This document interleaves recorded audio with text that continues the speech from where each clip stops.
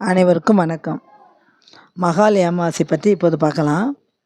ஒவ்வொரு அமாவாசை அன்றும் நாம் நம்முடைய முன்னோர்களை நினைத்து எள்ளும் நீரும் இறைத்து வணங்கி அவர்கள் ஆசீர்வாதத்தை பெறுகின்றோம். இந்த வழிபாட்டினால் அவர்கள் திருப்தியும் மனநிறைவும் மகிழ்ச்சியும் அடைகின்றார்கள்.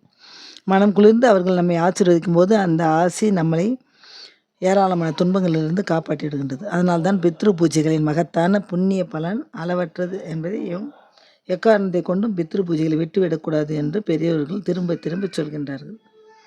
ஒவ்வொரு அமாவாசை அன்னைக்கும் முன்னோர்கள் வழிபாட்டை செய்தாலும் வருடத்துக்கு 15 நாட்கள் முழுமையாக இந்த வழிபாட்டிற்கு என்று ஒதுக்கி இருக்கின்றார்கள். அதற்கு மகாலய பட்சம் என்று பெயர்.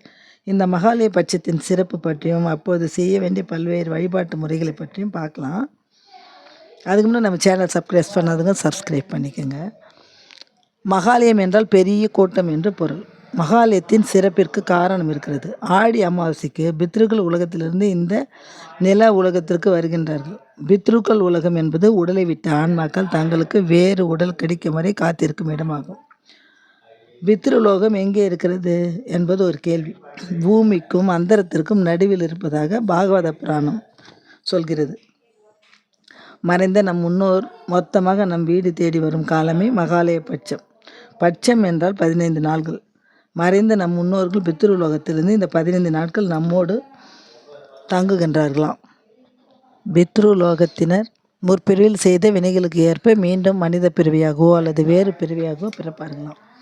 அவர்கள் மாதம் ஒரு நாள், அதாவது சூரியனும் சந்திரனும் சேரும் அமாவாசை நாள் அன்று பிதிர் உலகத்திலிருந்து நாம் தரும் உணவு மற்றும் தீர்த்தத்திற்காக காத்திருக்கின்றார்கள். அது தராவிட்டால் பசியாலும் தாகத்தாலும் தவித்து விடுகின்றார்கள். அந்த வருத்தம் ஒரு சாபமாகவும் தோஷமாகவும் மாறுகிறது. அப்படி மாறாமல் இருக்க வேண்டும் என்பதற்காகவே அமாவாசை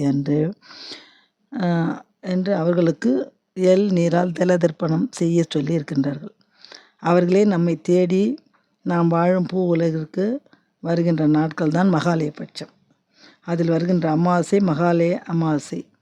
நம்மை தேடி வரும் நம் முன்னோர்களுக்கு ஒரு வணக்கத்தையும் உபச்சாரத்தையும் நன்றியையும் தெரிவிக்கவே மகாலய பட்சம்.